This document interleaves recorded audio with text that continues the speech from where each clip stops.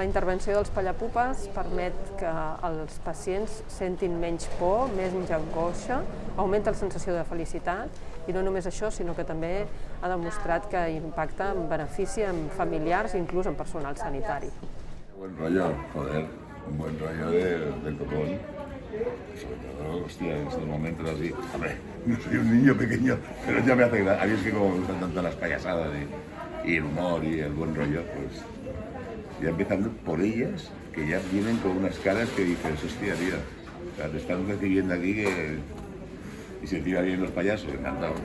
Bon humor, no? Alegria, perquè bueno, l'Hospital de Dia d'Oncologia normalment doncs, hi ha una mica de desànim per la patologia que tractem, tot i que els pacients són molt agraïts, però veure els pallapupes sempre doncs, dona bon ambient, bon humor, bon rotllo, ¿no?